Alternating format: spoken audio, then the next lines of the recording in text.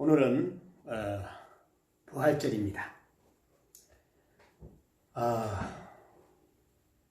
요한복음 11장 25절에 나는 부활이요 생명이 나를 믿는 자는 죽어도 살겠고, 이 성경 구절을 아마 모르는 어린이들이 없을 정도로 이 성경 구절은 정말로 많은 사랑을 받고 있습니다. 마태복음 28장 5절 6절에서도 이제 천사가 이제 여자들에게 말하는 거예요. 남자한테 얘기했으면 좋겠는데 여자에게 먼저 일러 가로되 너희는 무서워 말라. 예수님께서 죽으시고 정말로 이제 다시 살아난다라는 말씀을 하셨잖아요. 그런데 남자들은 무덤에 가보지 않고 여자들이 가서 먼저 봤기 때문에 여자들에게, 이 천사가 여자들에게 이렇게 나옵니다. 일러 가로되 너희는 무서워 말라. 십자가에 못 박히신 예수를 너희는 찾는 줄을 내가 아노라. 우리 예수님을 찾아야 돼요. 자, 찾는 자들은 예수님이 먼저 다 알고 있어. 저놈이 찾는지 안 찾는지 다 알고 있다는 얘기야. 에? 저 성도가 찾는지 안 찾는지 다 알고 있다는 얘기예요. 그러면서 28장 6절에 그가 여기 계시지 않고, 여기는 어디에? 무덤이잖아. 여기 계시지 않고 그의 말씀하시던 대로, 예수님께서 말씀하시는 대로 살아나셨느니라. 오늘 그래서 제목이 살아나셨느니라. 그러니까 예수님께서 누우셨던 것을 보라 이거예요. 보라. 여러분, 우리가 예수님에 대해서 너무 잘 알고 있어요. 알아도 너무 잘 알아요. 그런데 아는 거 가지고 안 돼. 체험신앙이 있으면 참 좋을 것 같아요. 예? 정말로 여러분들이 기도함으로 인해서 방언을 받든지, 신유의 은사를 받든지, 말씀의 은사를 받든지, 좀 체험 좀 했으면 좋을 것 같아요. 죽었다가 다시 살아나지는 못하지만은, 여러분, 저는 물에 한번 어릴 때 빠졌다가 살아난 적이 있고, 또 교통사고로 한번 죽었다가 살아난 적이 있고, 또 연탄가스로 거의 반 죽었다가 살아난 적이 있는데, 이제 그 가정은 초등학교 때 2번, 그리고 연탄가스로는 이제 20대에. 그런데 그때 초등학교 때는 전혀 몰랐어요. 초등학교 때는 개구장이니까 그냥 교회 가면은 오히려 막 전도대장이잖아요. 5명 전도하면은 그 교회에서 선생님이 도장을 찍어준다고. 그러면 5명을 전도하면 그때 볼펜 한 자로 줬어. 볼펜. 연필이죠. 그 당시는. 연필 한 자로 줬는데, 그걸 받기 위해서 3개월 동안 안 나와야지 전도로 인정을 해주는 거야. 그러니까 동생들한테 전도하고 나서, 야, 연표 받고 난 다음에 너 3개월만 다니지 마라. 어? 교회 3개월만 다니지 마라. 그리고 나서 또 이제 3개월 뒤에 이제 또 전도한 것처럼 이렇게도 해본 적이 개구장이 시절이 있었습니다. 20대에 연탄가스로 죽었다가 살아났을 때는 많은 생각을 하게 됐어요. 그때는 이 세상에 가장 보람된 일을 하는 사람이 누굴까 했더니 제 생각에서 목사님이셨어요. 목사님. 근데 그 목사님이 아무나 하는 거 아니잖아요. 그죠? 요새는 막 그냥 아무나 하는 것 같아. 에? 목사 받고도 소명의식도 없이, 사명의식도 없이 막 그냥 하다가 하기 싫으면 때려치우고 막 이런 목회자들도 제가 봤습니다. 교회가 부흥이 되든 안 부흥이 되든 그 교회를 지키면서 꾸준하게 하는 사람, 이 사람이 진짜 사명을 가진 사람 아니세요? 아니겠어요? 사람이 있든 없든 꾸준하게 목사의 자리를 지키는 것, 이러한 사람이 중요하다는 거예요. 왜? 교회는 우리 사람의 잔머리로 움직여지는 것 같지만은 하나님께서 운행하는 거거든요. 예수님께서 십자가에 달려 정말로 피 흘려가지고 세운 교회가 바로 교회거든요. 그런데 뭐 교회를 개척을 하고 한 3년 하다가 안 된다고 3년 이후에 열매가 나타나는 거거든요. 응? 그냥 문 닫아? 힘들다고? 여러분, 그러면 왜 목사님 되셨고 왜 선교사님 되셨습니까? 하다가 그러면 그만둘 것 같으면. 물론 어려워가지고 그만둘 수도 있어요. 저도 인천에서 목회할 때 22개월 동안 월세를 못 줘가지고 어려움 만났고요. 정말로 지하실에서 그 방을 한 칸을 얻어가지고 거기에서 아이들하고 아이가 감기가 떨어지지 않을 정도로 지하실에서 4년을 보내면서 할 때에 장마가 왔을 때 물이 들어와가지고 우리 집이 다 붕붕 뜨는 이러한 일들도 한번 장롱이 다 썩어버리는 이러한 것도 경험했고요. 하나님께서 그 훈련을 통해 가지고 이제 지하실에서 빼내서 이제 2층으로 3층으로 올리시더라고요. 그런데 오늘 우리는 힘들고 어렵고 그리고 또한 안 된다고 우리는 하다가 그만두는 그런 목회자들을 봤을 때 저는 너무나도 안타까워. 어느 권사님이 오면은 저한테 깜짝깜짝 놀라는 게 있대요. 어느 주일에 오면은 사람이 쑥 줄었다가 어느 주일에 오면은 사람이 바글바글 했다가 그러면서 자, 쑥 줄을 때도 있고 바글바글 할 때도 있잖아요. 성도님들이 막 많을 때도 있고 줄을 때도 있고 어린아이가 줄을 때도 있고 자, 그거 누가 하는 거예요? 하나님이 하시는 거예요. 하나님. 많이 보내주시면은 감사한 거고 또 안 보내주셔도 감사하고. 여러분 지금 현재 살아가는 데 있어서 여러분들 가정에서 돈이 많을 때도 있고 돈이 없을 때도 있잖아요. 없다고 해가 여러분들 엄마 안 할 거예요? 아빠 안 할 거예요? 없다가 여러분들 그냥 다 모든 거 팽개칠 거예요? 아니잖아요. 다시금 부활해야 될 거 아니에요. 살아나야 될 거 아니에요. 그래서 제가 늘 요새 얘기하는 거 죽지 않고 살아서 여호와의 행사를 선포한다고 외치는 거예요. 우리는 아파도 힘들어도 고통이 와도 잘 안 돼도 넘어져도 슬퍼도 내 주변이 어두워도 내 남편이 아파도 내 아내가 아파도 우리는 이 사명을 감당해 나가야 되죠. 성도님들은 교회 오셨다가 그냥 마음에 안 들면 떠나가면 끝나는 거예요. 목사님들은 그게 아니잖아요. 어느 교회에 꾸준히 하나님이 다른 데로 옮겨줄 때까지 머물러 있는 그 사명이 있잖아요. 소명이 있고. 그런데 성도님들은 제가 지금 현재 성도님들이 됐으면 참 좋을 것 같아요. 막 골라가야 다니게. 이 교회도 갔다가 저 교회도 갔다가 성도님들 그럴 수 있잖아요. 저 부산 여행 갔다가 부산 교회도 가고 아마 내가 성도였으면 그럴 수도 있어요.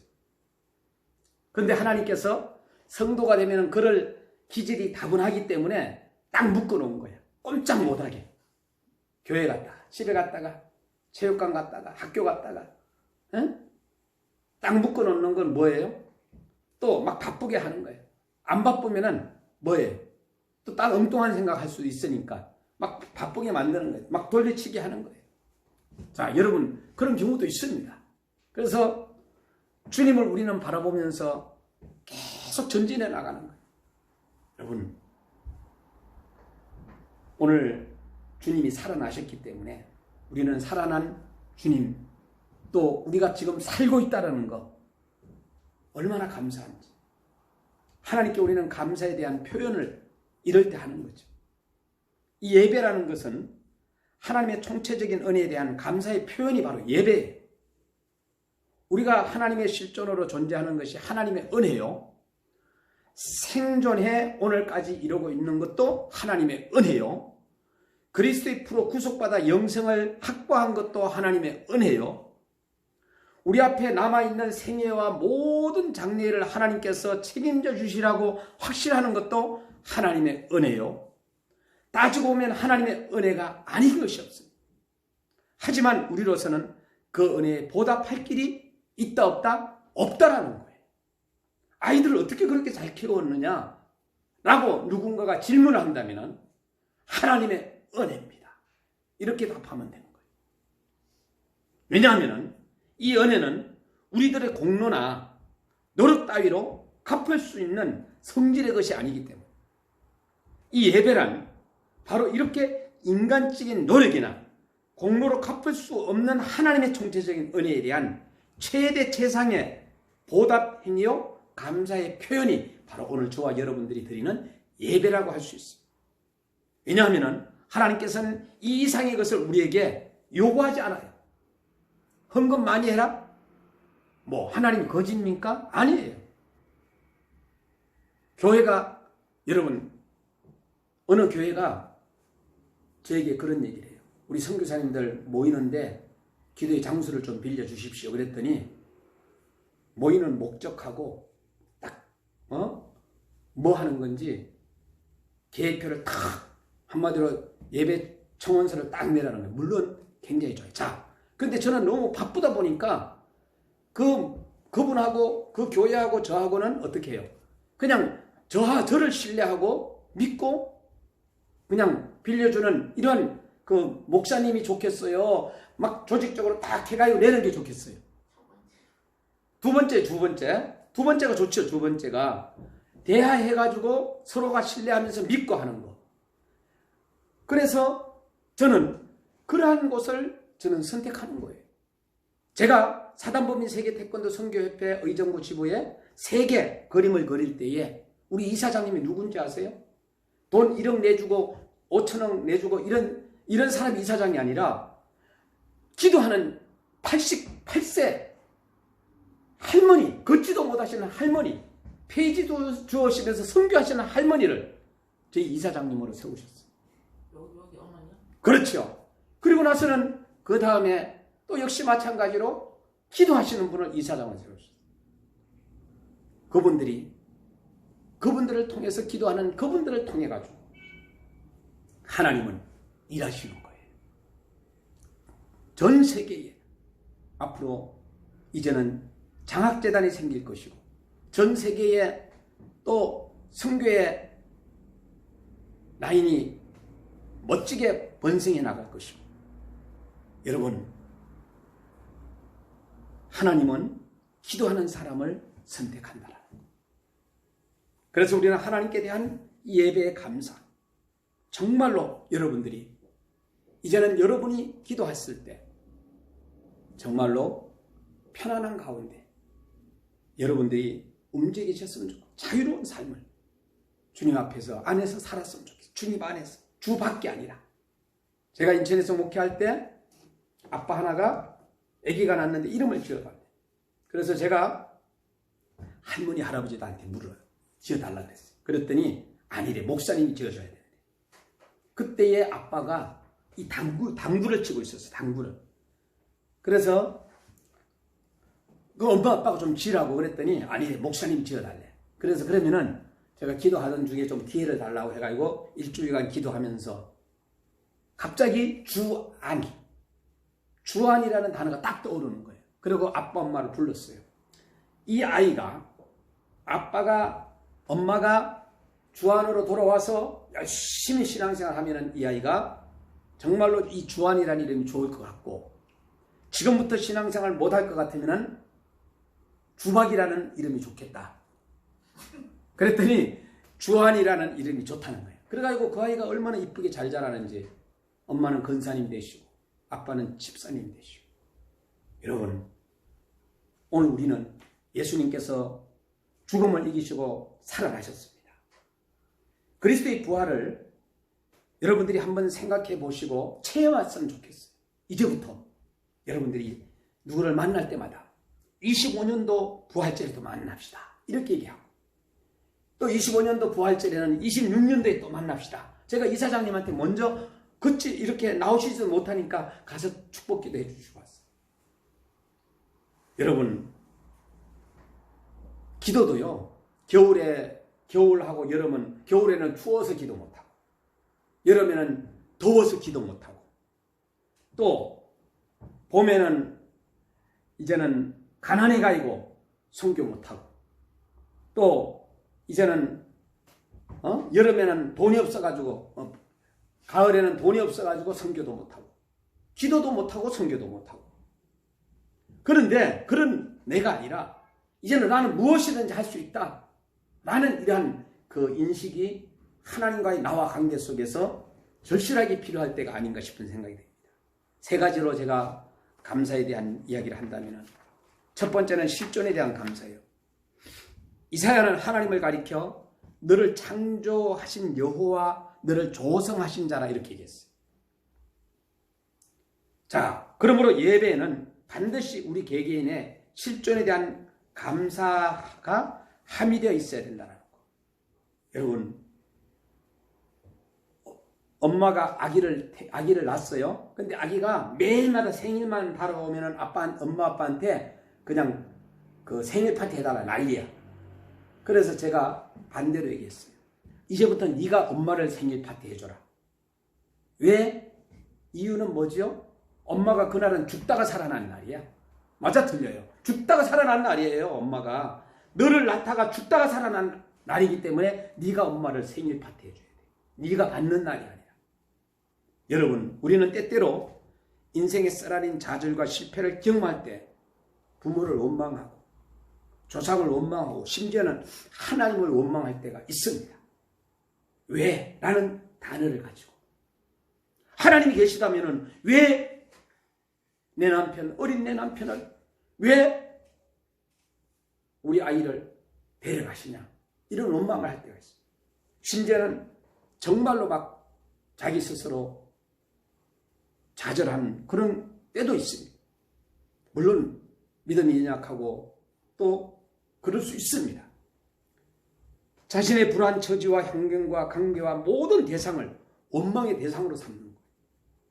물론 우리의 모든 처지와 환경을 조상들이 물려주신 것이고 궁극적으로 하나님의 섭리해 주신 것이지만은 그럴 수 있습니다. 하지만 하나님께서 이러한 환경을 주신 것은 환경에 지배되어 운명적인 삶을 살라고 주신 것은 아니다는 얘기예요.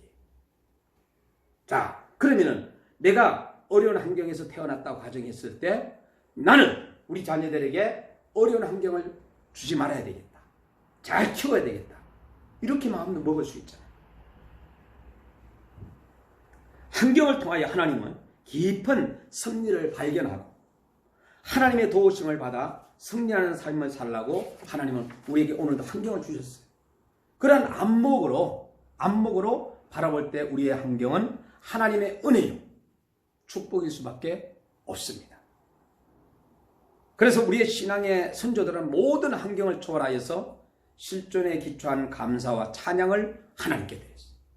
아침에 저도 일어나가지고 주여 우리의 죄를 용서하여 주소서 지난 날의 잘못을 사하여 주옵소서 하고 찬송을 하면서 제가 간단하게 그냥 동네 한 바퀴 돌았습니다. 인생이란 의미 없이 왔다가 의미 없이 사라지는 허무한 존재가 아니라 하나님의 섭리 가운데 나고 하나님의 돌보심 가운데 하나님의 일을 하다가 하나님께 돌아가는 매우 고귀한 존재입니다.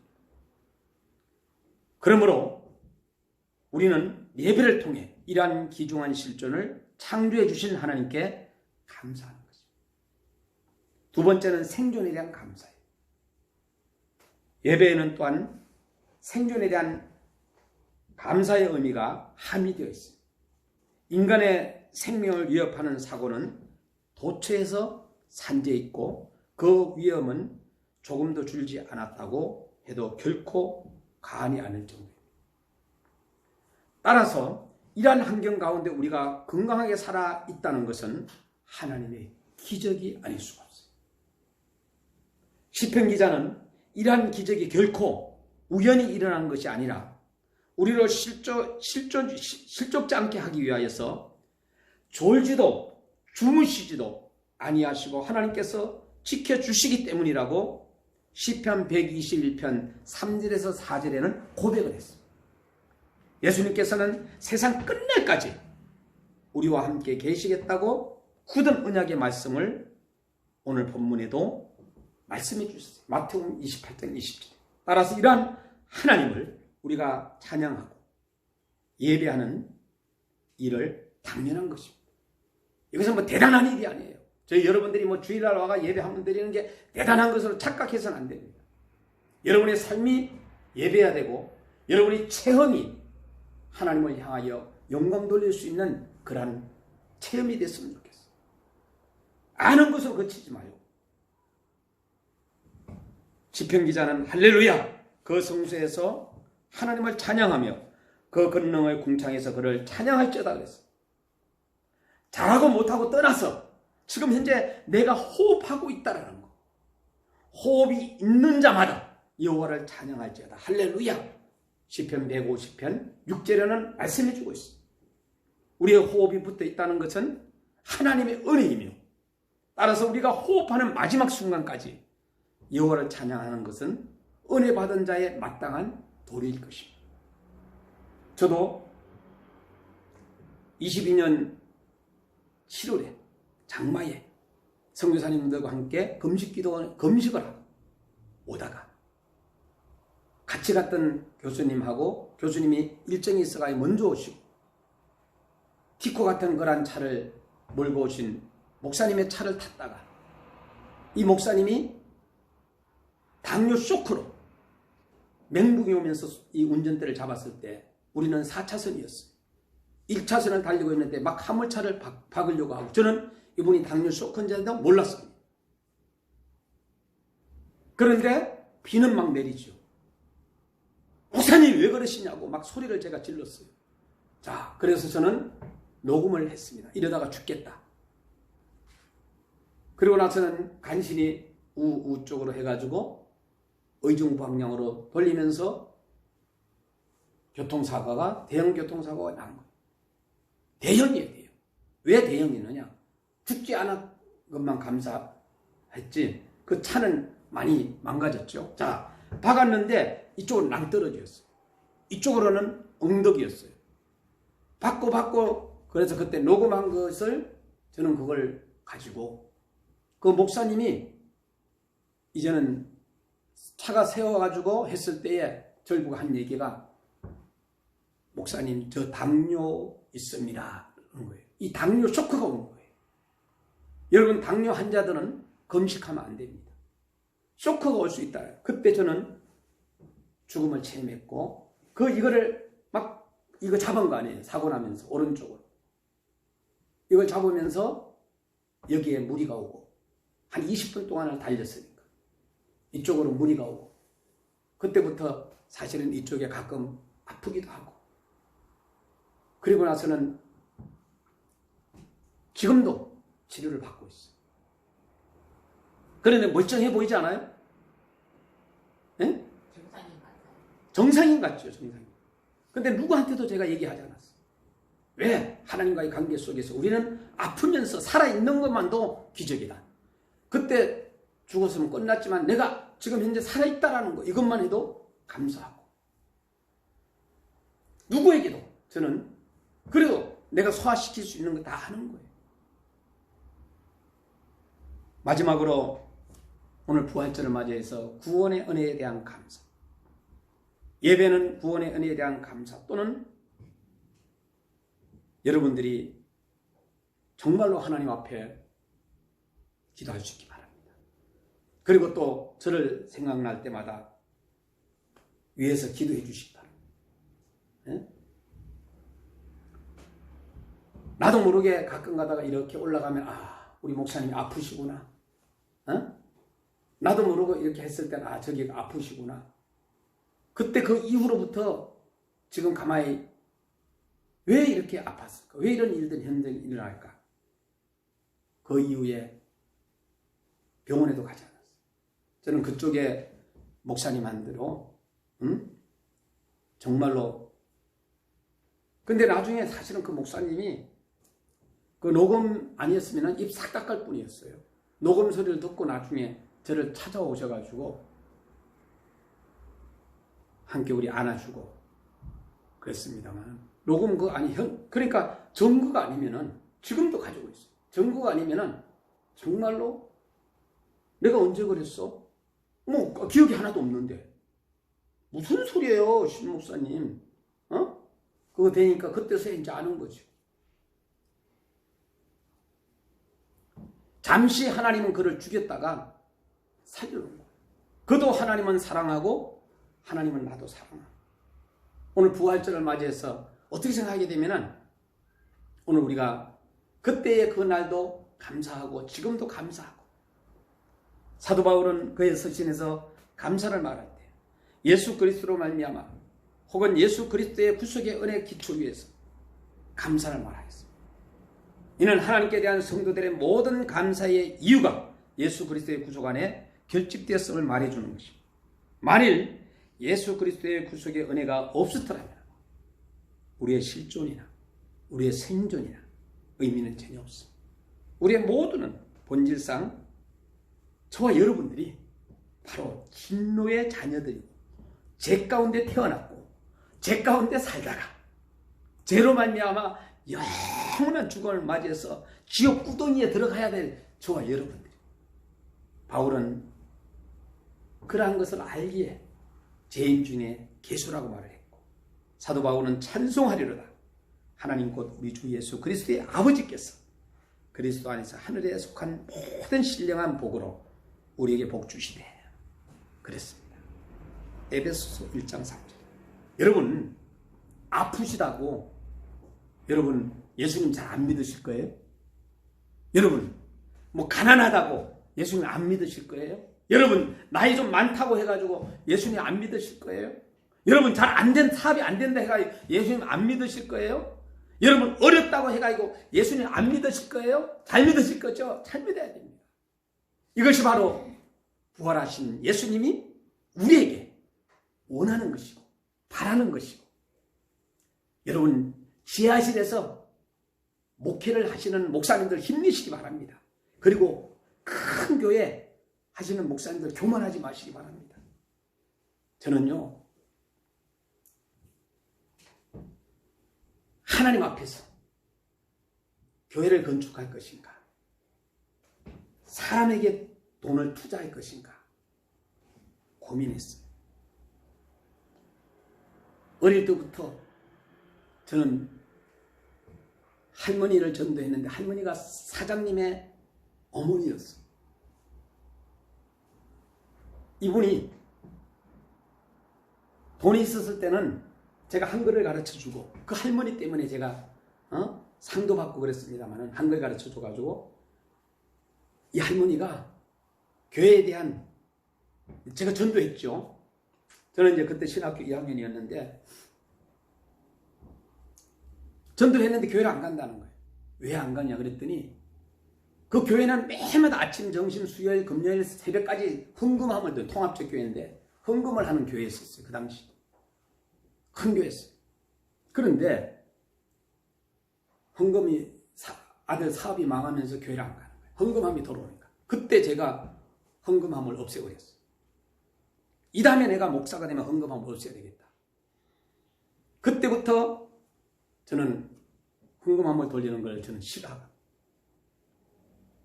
그때부터 우리 친구들에게도 헌금함을 뒤에다 놓으라. 그리고 나서는 헌금함을 없애라 외치면서 다녔어요. 우리 친구들이 다 따라가서 제 말을 들었어요. 그렇다고 안 나오는 거 아니에요. 그리고 난 다음에 한국교회는 헌금함이 뒤에 놓여져 있기도 하고 그랬어요. 제가 벌써 40년이 됐으니까. 자, 누구나 부담 없이 와서 예배 드릴 수 있는 공간을 만들어야 되겠다. 교회를 건축할 것인가? 아니면 지역교회를, 어려운 교회를 도와줄 것인가? 헌금 들어오는 모든 것을 저는 다 돌려보내고 장학금을 주고 그 장학금을 받은 사람이 선교사님이 되고, 지금 이제 장학금을 받은 사람이 앞으로 목사가 되는 사람이 나올 것이고, 장학금을 받은 사람이 이제는 또한 대사가 나올 것이고, 장학금을 받은 사람이 정치인이 나올 것이고, 앞으로 우리 작은 교회지만은 저는 수입의 모든 것을 저는 장학생을 한 명 한 명 키워야 되겠다 하는 생각을 가지고 있습니다. 그런데 지금 뭔가 나오지 않아. 그런데 이제부터 열매가 맺혀지기 시작하는 거예요. 이제부터 어떤 사람은 이렇게, 어떤 사람은 이렇게 한 명 한 명 잘 먹고 잘 살고 있다라는 거, 또 여기에서 배운 사람이 호주로 유학도 가고 캐나다로 유학도 가고 또 미얀마로도 가고 막 이렇게 전 세계로 흩어져 가는 이러한 것들이 소식이 이제 들려오기 시작하는 거예요. 앞으로 남은 생에도 그렇게 할 겁니다. 장학사업을 할 겁니다. 교회는 정말로 여러분이 교회입니다. 여러분이 교회. 이 건물은 불타 없어질 겁니다. 교회가 물론 있어야 됩니다. 그러나 더 중요한 것은 그 안에 어떤 사람이 있느냐가 중요한 거예요. 예. 여러분, 주님은 외모보다 우리의 중심을 보신다고 했어요. 여러분의 중심을 보시는 주님, 여러분 믿으셔야 됩니다. 이 부활의 주님. 우리 주님 비참했습니다. 태어났을 때 마구간에 태어나셨어요. 비참하게. 마구간에 태어난 사람이 있습니까? 자, 그리고 고난받으셔서 십자가에 달려